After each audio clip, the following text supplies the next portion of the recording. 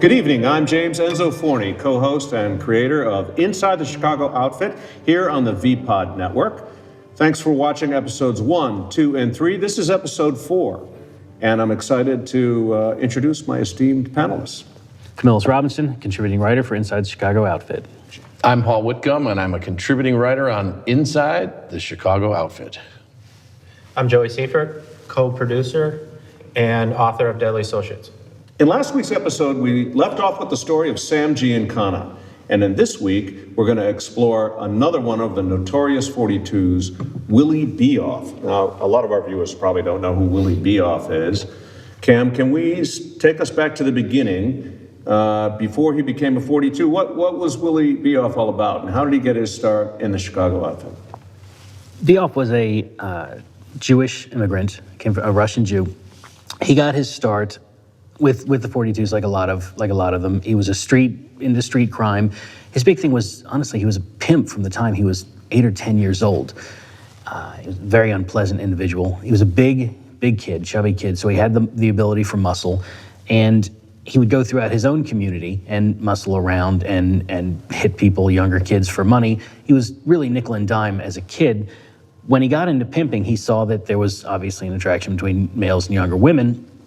So he would find girls younger than he, within his own age group, talking 8 to 10, and sort of get along with them, give them a little gift or something, and pawn them off on older boys.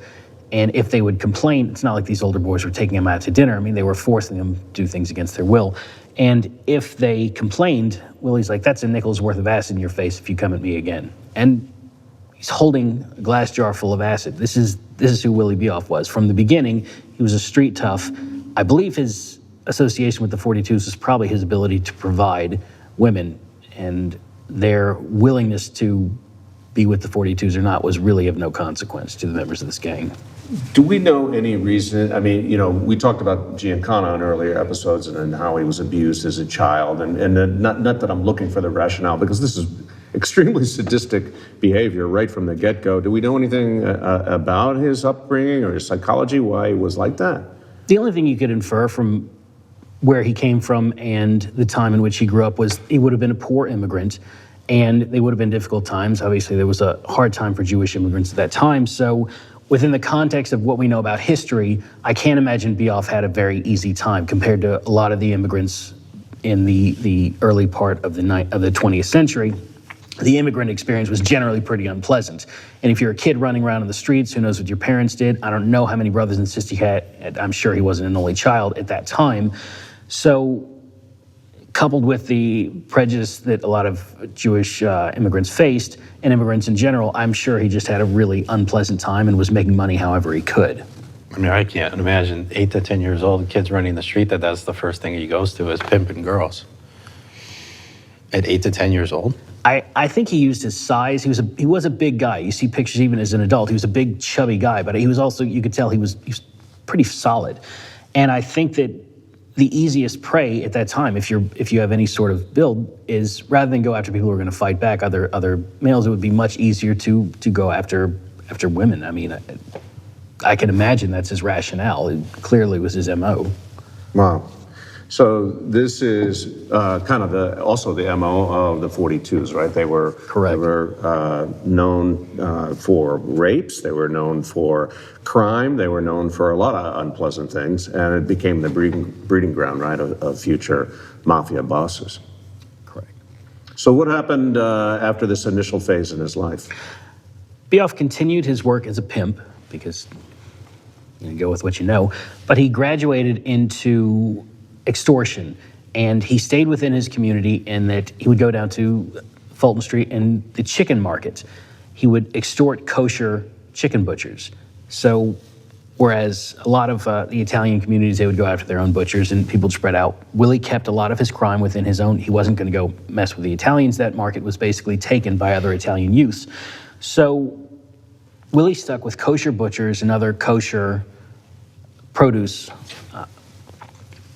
people in kosher produce, and he would muscle into the rackets of these Jewish market people. And he was really just an awful guy. I mean, while he's continuing to his work as a pimp, he's also working extortion rackets, smacking people around. He's very crude. When you hear a lot of his comments, he's like, this one was a whore, that one was a, I mean, really wasn't. What was his age range around that time? As a kid, this would have. I mean, is this in his teens? Or Yeah, I would have been teens to 20s when he started getting into extortion. So he was just born nasty. And yeah, he would say that years later. He Yeah. would describe himself as, I'm a very low type person. Yeah. He was absolutely right. He was as low as they come. Wow. That was a kind assessment. Yeah. Do you feel like he was acting alone, or did he start to work with the muscle of the 42, or how did it evolve for him? Well, he got involved with a famous 42 by the name of Sam Battaglia. Sam was one of four brothers, the Battaglia brothers, who we're going to talk about more in later shows. For sure. Very significant people in the Chicago outfit. And he became partners with Battaglia. And of course, now the prohibition has been rolled back. So the outfit, which had been fueled primarily by prohibition for the last 10 years, was looking for new sources of revenue. And just for the viewers, what that time frame is what, 33? We're at the end of the 20s, the beginning of the 30s. Al Capone has now been sent away. So it's a time of enormous change for the Chicago outfit. And one of the things that they're doing is labor racketeering under the leadership of someone else we'll talk about, Murray the Camel Humphreys. And so they decided that they were going to start to take over labor unions because of the rich funds that they could accumulate through dues. And one of those labor unions was IATSE, the International Association of Theater and Stage Employees. What they did is they went to the IATSE National Convention, 1933 in Nashville, and literally there were more gangsters at this convention than there were actually union members. They lined the aisles of the theater with their Tommy guns, and all the big names were there. Nitti from Chicago, Luciano from New York, they were all there. They put up their own candidate, a guy by the name of Brown, George Brown, to be president of the International IATSE. And I know this is a bit of a shock, but he actually won unanimously. It was a fair count. It was a fair vote. It was a fair vote. It's a democratic vote from top to bottom, and it came out unanimous in his favor. Unanimous in his favor. And the interesting thing about that story is George Brown went to the podium to thank the people, to give a speech, to thank his union members, and he couldn't stop the tears. He kept crying, and all he could get out was, thank you, boys, thank you, boys. And of course, we know who the boys were he was thanking. It was the ones in the trench coats and the Tommy guns that were lining the aisles. No doubt. That'd be an interesting picture to see. Wouldn't that be Guys something? in the Tommy guns? Yeah. Well, the press was barred from this Yes. convention. For Yeah. obvious reasons, nobody wanted to let the press in. And this is the beginning of the golden age of Hollywood. So the IATSE convention was a big deal. The people wanted to know what's going on. This is a big thing because IATSE was a big theater union that controlled the people that made movies, the stagehands, the cameramen, the best boys. You people know these things better than I do. And they were the ones who made sure movies got done. But the press was not allowed in, and for obvious reasons. So with their infiltration into that, is this where you come up with the, like from The Godfather, where you see the horse head in the That comes The later. director's A little bit later. It comes a little bit later, but Yeah. that's a story that's based in truth, of course, because from the very earliest days of Hollywood, and in those days, New York was really the center of film making, and it was shifting gradually to Hollywood. But when they installed George Brown, he was not headquartered in Hollywood yet. So George Brown also brought with him a young guy by the name of Willie Bioff. And it was announced that Willie Bioff would be the head of the Hollywood local of IATSE. At that same convention? Yes. They were making that? Okay. Yes. So this is the beginning of this union, because Yeah. Brown and Bioff became almost like a synonymous duo Yes. as the decade goes by. And just for the viewers, so IATSE is still operating today. It is still the union for every role that's really, as they say, below the line, right? So it's all the cinematographers, all of the G&E, lighting, and so forth. There's a separate union for trucks, which is Teamsters that move stuff around, but IATSE is still the union, many decades later. It is not the same as the projectionist union, which is, I'm not sure if they were at this convention, but they were a separate Right. convention. Correct. Earlier on, the way Brown and Bioff got basically tied together with the outfit is, they had their precursor connections, but Brown and Bioff found out about other scams where the studios and the movie theaters were one entity. Basically, similar to Netflix or Amazon Prime now. You own the studio, you own the distribution. So in the past, the studios owned the theater rights. You had Lowe's Theater and you had the theater. So if you made the movie, and then you own this theater house that distributed it. It was not a bad business model, which is why they've returned to it. So Brown and Bioff, really basic. They went into Barney Balaban and Balaban Theaters and said, we represent the projectionists. There's 2 projectionists in these big reels and had to have 2 people. And either you pay us $50,000 or you'll have union problems and we'll tear up your theaters and stink bomb the whole place and tear gas it. It was a really basic kind of scam. And so Balaban said, okay, so these Brown and Bioff get $50,000 in cash, and they're really low rate hoods. And so they're celebrating out one night, drinking and telling everybody who will listen about their scam. It's overheard by Estelle Carey, who was a young woman who was really tight with a mafia guy. She was the girlfriend of a mafia guy named Nicky Dean Cercella. Cercella hears about 2 idiots who just made $50,000 on a pretty decent scheme. Now, this is taking place, just for the viewer. This is happening in Chicago. Was this at one of the famous, dice club kind of restaurants? Like Yes. Was it the Colony where this was taking place, or was it I can't remember the place. Madrid? It was night. No, it wouldn't have been Madrid. They wouldn't. I wouldn't go brag about money in Madrid. Right. So the next day, these 2, Brown and Bioff, get a call, and they say Frank Nitti wants to see you, and they're terrified. It's not a call you want to get, right? Because Nitti at this point now has taken over since Capone's Correct. Capone's gone. been put away. So, for IRS violations, so to Right. say, the Department of Treasury.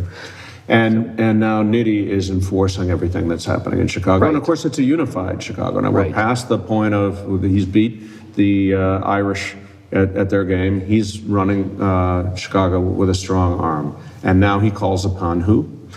Brown and Bioff show up at this meeting. There's Nitti, Paul Ricca, and Lepke Burkhalter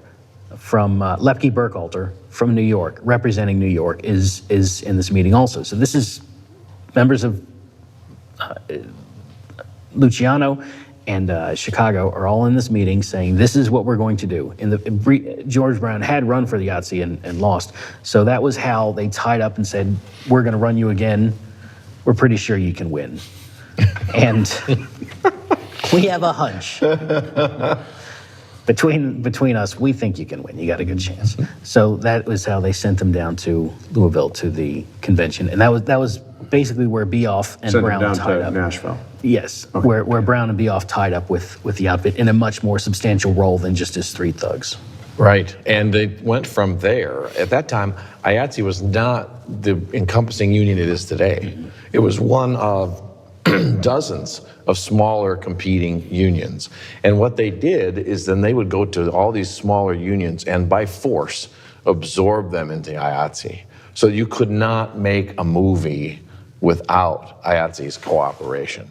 So what time period was that? We're talking about 33, 34, 35, continuing through the beginnings of the golden age of Hollywood. And there's no TV now. There's no TV. Only radio. So the movie business was really dominant. I mean, more Americans, I think technically went to see movies at that time period. And in terms of the percentage of the Right. population, it Yes. was also more affordable. And it was a respite from the Great Depression. So there was this Yes. whole cultural meaning of what the movie theaters and movies meant. Certainly cinema means a lot now, but it's much more fragmented. It was a unified approach, like you had to go to the theater Right. to see it. And we had the major studio system. So stars were signed to studios. The studios owned the distribution. So if you were a Paramount player, you would only make Paramount pictures, which would only be shown in Paramount theaters, which made it so much easier to conduct this extortion. Because you would have to go to one person and you'd get the entire distribution system, all the stars. You could have control over who was involved in what picture, talking about the horse story. And there was all kinds of the dark side of Hollywood that we don't know about. You know, a lot of young starlets, in order to become the starlets they were forced to do horrible things. And this was recorded on film, and there are a number of very famous, later Oscar-winning starlets who were forced to make pornography and things like that, which was then used to extort studio heads. So different than like things today, right? Yeah, it's totally different than like things today.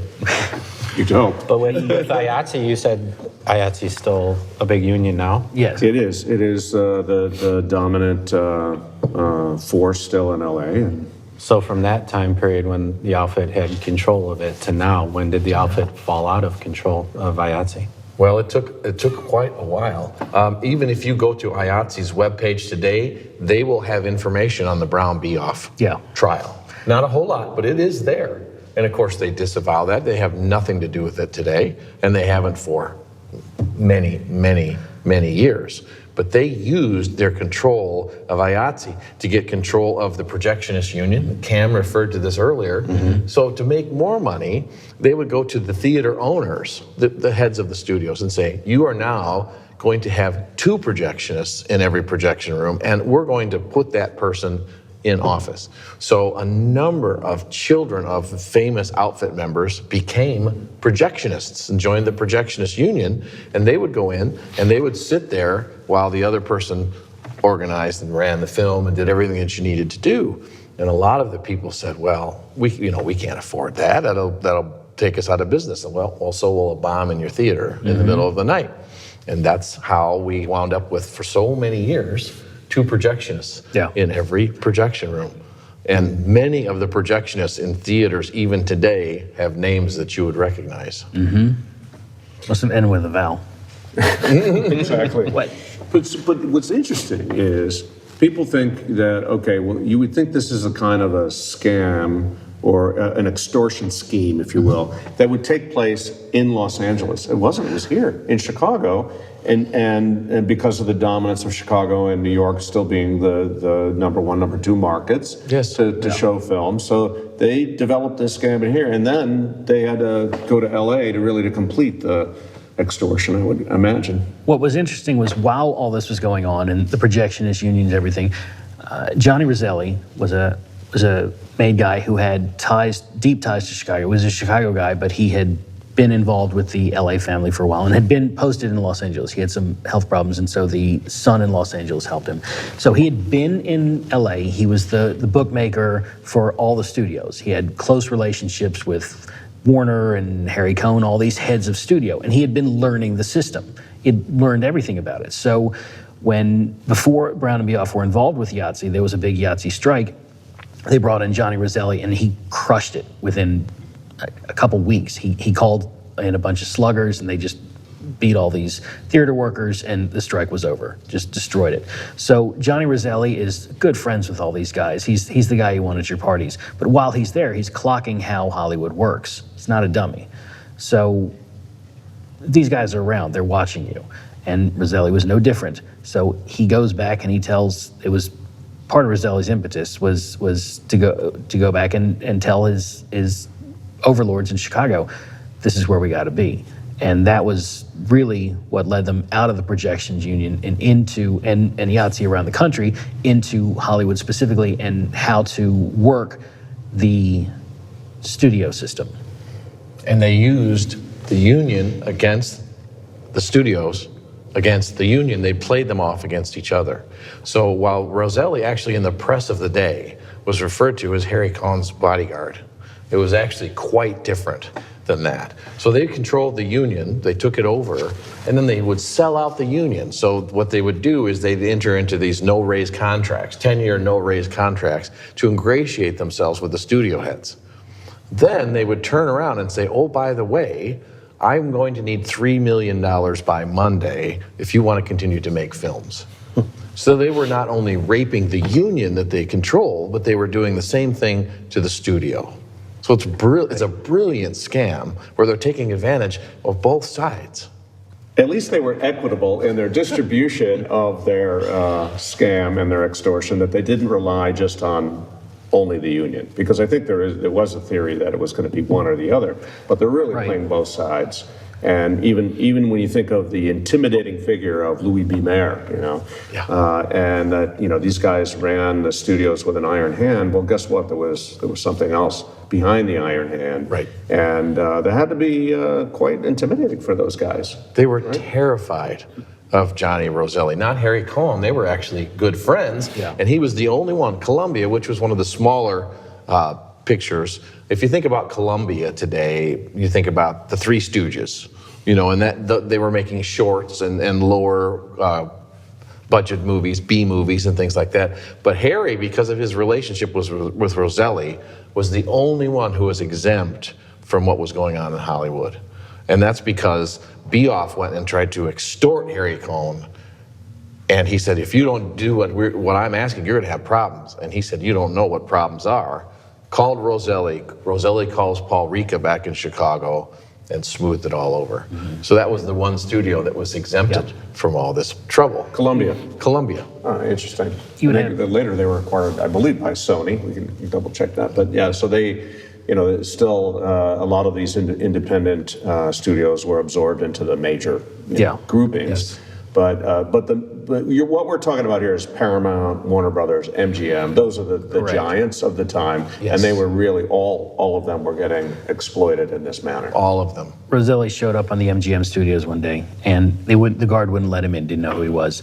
Roselli goes to a phone and he calls Louis B. Mayer straight, direct dial. Says, "You need to get down to this gate. You don't send somebody. You come down right now. You need to handle this guard, and I'm going to stand right here and watch."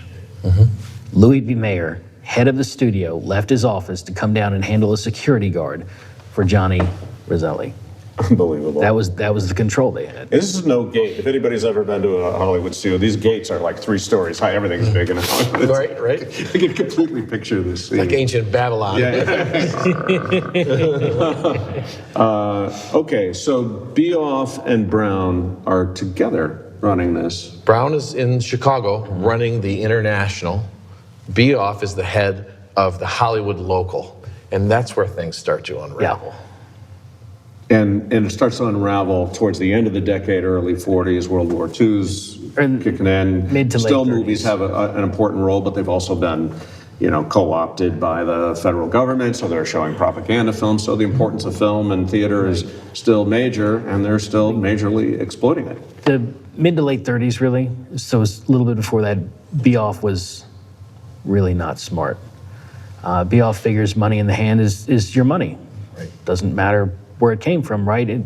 Launder, what's that? So what does the government care where you get your money?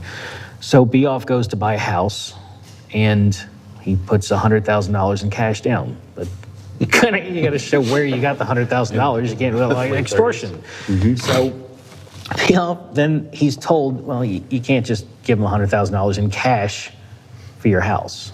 It's not going to work. And it's $100,000 in 1934. People already, 36 or 37, people already hate Bioff, so they're already watching him. So he goes to the owner of a theater chain that he's extorting and working a scheme with, really, because I think we should add that Hollywood was happy the gangsters were there. They didn't care. They were saving millions of dollars. Hollywood was more than happy to be paying these outfit guys, because even though they extorted them for $3 million or whatever, it was saving them on $15 to $20 million that they would have had to pay in labor fees to the union for strikes and different things and raises through the years. So this really set the union back a good 15 or 20 years, and Hollywood reaped the benefits too. If you save 20 million, who cares if you get extorted for 3? So but they hated Bioff regardless. I digress. So they. No, I wouldn't say that's a digression. I'd say that's right on the money, no pun intended, because it was a case of mutuality. Absolutely. They were happy to continue their relationship. They didn't bother reporting. They didn't try to bring the feds in on it. And wasn't this check that he presented for his house from 20th Century Fox? Was that Yeah. that was right? So that would be something that would come back to haunt him at some point. He had a business where he sold film. I think he set himself up as a film distributor. It was somewhere you don't make $100,000 and have the studio cut you a check for your new house. And why are you buying a $100,000 house in 1936 anyway? Which would be like $3 million or some, it's many millions. Well, he was living the life of Riley. Bioff was, as Cam told us so eloquently before, this guy's a pimp. Nobody ever bothered to teach him how to be a sophisticated gangster. He didn't know how to launder money or that you had to launder money. He was just a thug. So he went to Hollywood, and all of a sudden, he's hanging around with A-list Hollywood stars, the heads of studios. He's wearing diamond-encrusted belt buckles and enormous diamond pinky rings and bright-colored suits and driving beautiful, enormous Duesenbergs. And he bought this ranch. And he was questioned about it by the press, and he would always say, Willie Bioff isn't wealthy, the union is wealthy. Of course, you think, well, wait, why does Willie Bioff have this huge ranch instead of the union? But he was living this lifestyle in the press as a member of Hollywood royalty when finally someone said, hey, wait a minute, there's a paper trail here in the form of a $100,000 check. Where did this come from? Yeah, because in a sense, he was like co-signing it because he had to have a check. He couldn't use cash, so he signs it over Exactly right. for his purchase of this home. So now there's a record, a transactional record that later the government can pull. Yeah. Okay, so he's not smart, and as we will see in future episodes, when Chicago strongmen go to other parts of the country to run enterprises, things don't always go so well. Correct. Right. When they're not under the arms of the people. You know, there's a system that's put in place in Chicago with the way the mobs, the dons run the underbosses and the underbosses run the soldiers, and there's a form of operational excellence that they put in place when they're operating in their home market. But when they branch beyond Chicago's borders, things get a little rough. Well, and their first mistake was involving Willie Bioff in the first place. He is a juvenile pimp and thief.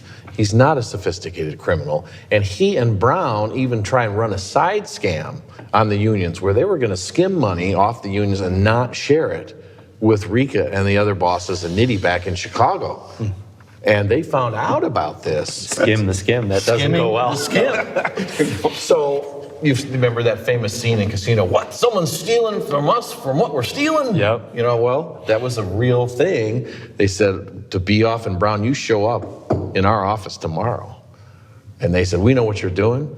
You ever do it again, you're dead. And they let him go, which is pretty unusual. But they did let him get away with it. Or he was an earner. He was an earner. They also took an additional percentage of his earnings going forward, so he was taxed. A little penalty. They cut him down. From now on, you're getting a third. The rest is coming to us. Yeah. And so they did punish him, and punish him heavily, but they didn't get him out of that, which is what they should have done, and it wound up costing them enormously. So let's pick it up from here. So Bioff has overstepped his bounds on multiple fronts, and gets more than a hand slap. He gets a real penalty. And what does he do next? What happens? So Bioff, they want to get him any way they can. They've got the check, which is good, but it's sort of hit or miss. It's, well, maybe we've got something, maybe we don't. He can probably write it off and explain it, and he's got a lot of political pull. At this time, it was a very corrupt town, Hollywood. There was, within a year or two, there would be a real push to clean it up. You see this periodically in Chicago, New York. You see these reform mayors come in. Chicago, you had William Deaver. In New York, you had Mayor LaGuardia. So there was a reform movement coming in LA with a new mayor, but it wouldn't be for a while. So Bioff is still living up He hasn't changed. He doesn't know much about money laundering. He's still blowing an insane amount of money. He's got 10 kids. He's 10 kids. prolific breeder. So Needs a different hobby. those are 10 kids Prolific with his reader, wife. not prolific reader. Those were 10 kids with his wife. I don't know how many he had through his earlier endeavors. So Bioff is making himself very well known and really was a disliked. Soon, though, this reform movement sweeps through LA, and they want to cleanse the gangster element, and Bioff is pretty much target number one. They go through his old arrest records, and this is 19... And who's the they at this point? It's still a municipal effort to govern, or is it coming from the Federal Bureau of Investigation? Because I thought Hoover was famously disinterested in organized crime, especially in this era.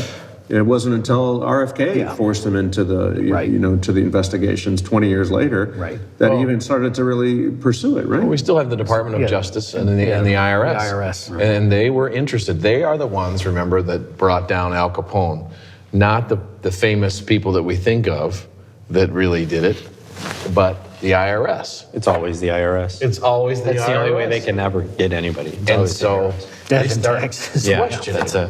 what is Willie Bioff doing? Why is this local union president living like a Hollywood movie star? How can he afford this incredible ranch? I mean, it was not only was it beautiful, but he imported fully grown trees and fruit trees, had them planted. He was very ostentatious about it. And he was a media darling. He loved the limelight. He was very much in the mold of Sam Giancana and the mold of Al Capone. He loved the limelight, the flash, the power, the money, the women that went with organized crime. He simply didn't have the sophistication to know that there's no good publicity in the outfit. Yeah, not the outfit. Yeah, the opposite of taking any kind of code, no code of silence. He wasn't trying to avoid the ostentation, like you said. If anything, he was embracing. Maybe he just figured, hey, I'm out here, I can do what I want. And he obviously this guy was, reprehensible on a lot of other fronts. So this maybe he also was thinking he was buying his way into some kind of esteem. Exactly, exactly. Imagine an immigrant from Russia who was pimping girls at the age of 10 to 12 is all of a sudden at the pinnacle of American society. I mean, this is really American royalty. When you hear Bioff talk, even later, he's like, they're all a bunch of whores. And I mean, everybody to Bioff is, in his own language, they're all a bunch of whores. And businessmen are as big a whores as everybody. I mean, there's a certain word that Bioff is fond of, but I think it also speaks to the way he views people around him, whether he's scamming the Hollywood people or whether he's scamming his union members or whether he's scamming anybody. Bioff has no respect for anybody. So like Paul said, he's doing whatever he can. He has no idea that anybody's going to come after him. He's untouchable because he's got the outfit after him. And in the 30s and 40s, that really meant something. And he did have those political ties in California. He was completely, he thought he was absolutely untouchable, spending, he must have been spending at least $1 million a year. I think somebody with his personality, though, would just not be popular with anybody. I don't think people liked him. He had power. Right, it was his power that he could get you whatever you wanted in Hollywood. And plus he held a lot of information on actresses and actors that was very unsavory. And the relationship between studio heads and their starlets, which was not supposed to be happening. And we didn't want the public to know about that because of the... Supposed to be all glamour stuff. Absolutely. Yeah. You didn't want to really know the story of Judy Garland. It really would have spoiled a lot of people's images of what the Wizard of Oz was and all that. You didn't want to know what suffering she went through. And so that was all kept very quiet. The dark underbelly of Hollywood was really, really gross. So he was like your first Weinstein. Yes, he was very much so. Yes. So how much time goes by? How long is he able to perpetuate this scam, if you will? 1937, right? Paul, was when they really closed in. There was the election in LA. A new mayor came in. So it became a much more hostile environment in general. And as Paul said, the IRS was working with the Department of Justice, and They wanted anything they could arrest Bioff on, just to get him off the streets for a short time and see if they could talk to him. They arrest him on a charge from 1922. This was, like I said, 1936, 37, I believe 37. A charge from 1922 for beating up a prostitute. Was this his first arrest? Because I don't think we touched on that like this whole time. I don't think so, but I'm not as familiar with his arrest record. I would say it was probably prodigious when he was young. It was, but remember back then there was no internet. There was no lead system for law enforcement to just get in their car and type in the computer and bring everything up. Records were paper records. They were kept in one place, and it was very common for a member of the outfit to walk into Chicago Police Headquarters and walk out with their entire jacket. Yeah. So it would just disappear. Well, I don't know how it was back then, but I know like my dad had in his wallet, he had like 2 or 3 different licenses because they were the paper license with no picture, with all different addresses. So he knew like depending on what neighborhood he got pulled over was the license he handed out.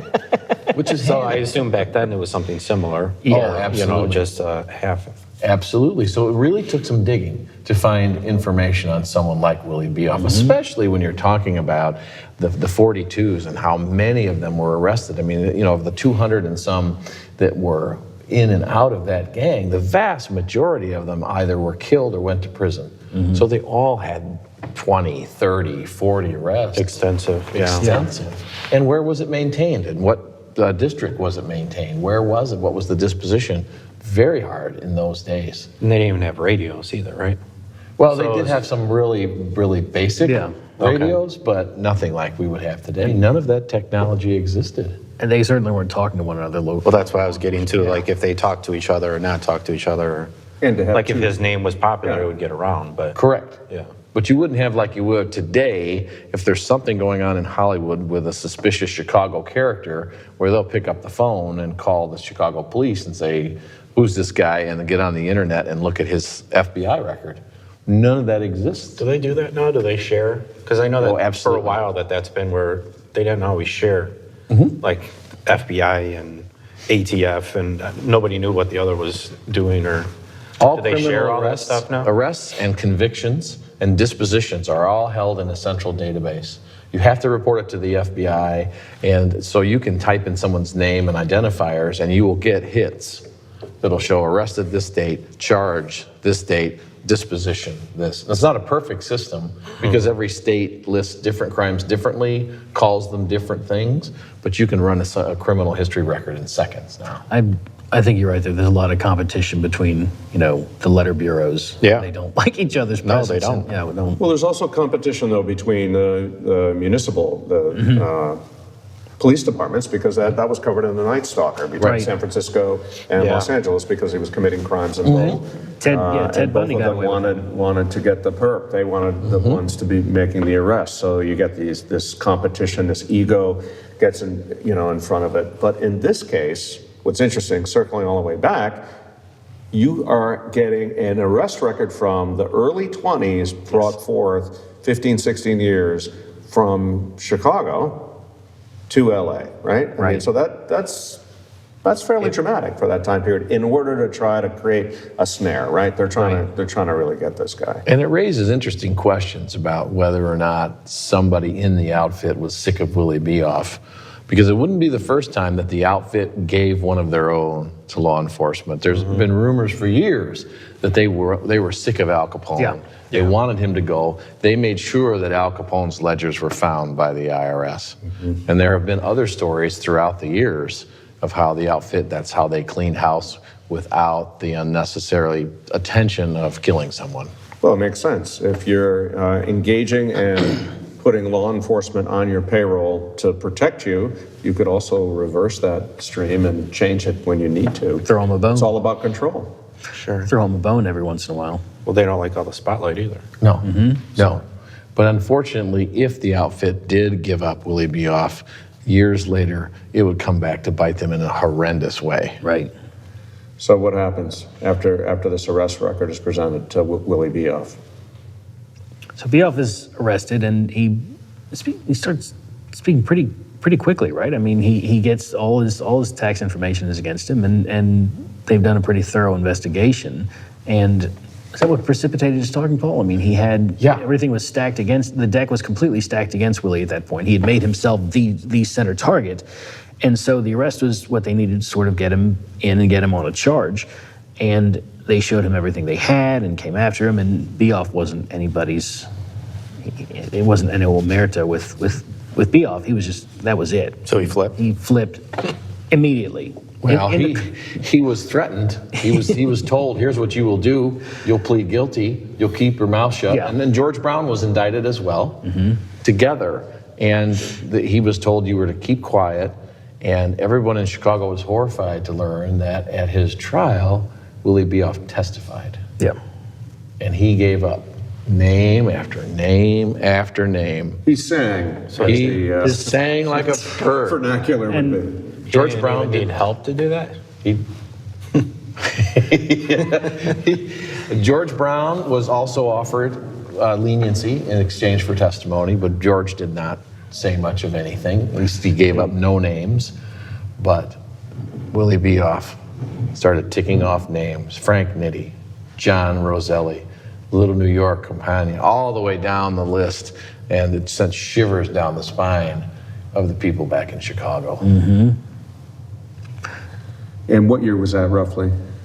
This was in the late 30s. Yeah. So it's just before World War II, and this begun the investigation of Chicago's involvement in all of this. And does Bioff go away then? So he's indicted? Bioff testimony. You can read his testimony now. There's excerpts from it. That's where a lot of the quotes from Bioff come from. So he was testifying for a long time. I mean, he spoke. They took him in and debriefed him for a while. Yeah, absolutely. So he's indicted, he's charged, but he's told, all right, if you cooperate with us against who they really wanted. Bioff was an annoyance and a disgusting person, but they knew that the people who really were pulling the strings were back in Chicago and in New York. So a grand jury is impaneled in New York to investigate this Hollywood corruption, and it becomes a nationwide story. So, okay, so really they're after Nitti in Chicago. Right. That's what they want to get all the way to the top. And the fact is the trial's taking place in New York, so this is almost like a federal investigation. It was. Crossing state lines. Yeah, absolutely. And it was such an upsetting thing for Chicago because they've lost Al Capone within the last decade. They've lost Prohibition within the last decade, and they've been struggling to reestablish their business model. For 10 years, they have this very successful extortion that's going. They're doing it in all the labor unions, not just Hollywood. They're doing this nationwide. They're starting to absorb control of powerful other unions, and we'll talk about that, I'm sure, at some length in later times. But all of a sudden, we have a federal You're saying they indictment. applied this model to other unions? I think they did. Okay. There was some labor shit, I lost the word. I What are you can't. thinking of? Corruption. Ah, okay, corruption, that's good. Not one that you use a lot. We need a little board that says, Jesus, this is what you're thinking. Pop up on the table. Okay, so corruption became a currency within labor unions. Organized labor, yes. And there was a connection, obviously, that was made across almost every union, but certainly some unions were more susceptible or had more infiltration by mob figures. But most of that you think of Hoffa, you think of Central States Union, you think of Teamsters, you don't think of Hollywood, right? But they learned the model there. They did, and so successfully. If it hadn't been for Willie Bioff being, I hate to say untrained, but that's what he was. He did not know how to launder money. And because of that, he got caught and he gave up everybody. And it had enormous implications for the structure of the outfit for the rest of the century. If you think about the scale of this, So money laundering classes begin right away. We're going to have a seminar on how we're going to get. I would recommend it to people in his position. Yeah. If you think about the scale, like we've compared things to El Chapo before, but this would be like El Chapo having a piece of all Hollywood now and control of all stars. So if something like that came out now, every Hollywood studio, every streaming service was actually tied to high-level organized crime. You can't even imagine something of that happening now. It was such a huge story back then because, as you said, Jim, this was the way people viewed theater as total escapism. That was what you did back then. It was a real night out. TV wasn't so much of a thing. The entire studio system was compromised by the underworld. It blew people's minds. So I guess that was my question that I was just thinking of is when somebody like him, he was in that position with that much control, making that much money. That's why I asked about how many times he was in prison, because a lot of times when you go to prison, it's like school, you know, you learn a lot more. Why were they letting him stay in that position with that much power, but not like, hey, this guy's a dope, let's help him a little bit, he's gonna help us, you know. He like, had school him a little. Yeah, he did have an overseer, a guy named Charles Cherry Nose Joy, and Cherry Nose was keeping an eye on him out there, but Bioff was already well known by the time they sent him, and it was just such a mess at that point. So Joey goes out there and is watching things, and Johnny Roselli is watching things, but it's really just too colossal a mess at that point. So they did have somebody trying to watch what was going on, but they couldn't just take him out at the time because they needed his knowledge of what was going on. They needed his presence. They did pull him out of the local towards the end. They tried to get him out of the local and put somebody else in, but you know, you make your bed at that point. Yeah. The cow was already out when that barn door was shut. Yeah, it was FUBAR. It really is staggering when you consider just one guy having so much of a negative impact by screwing up so badly, and thousands of miles from home. So in next week's episode 5, we're going to consider the devastating impact that Willie Bioff's sentencing had on the Chicago outfit, all the way up to the top brass. Join us.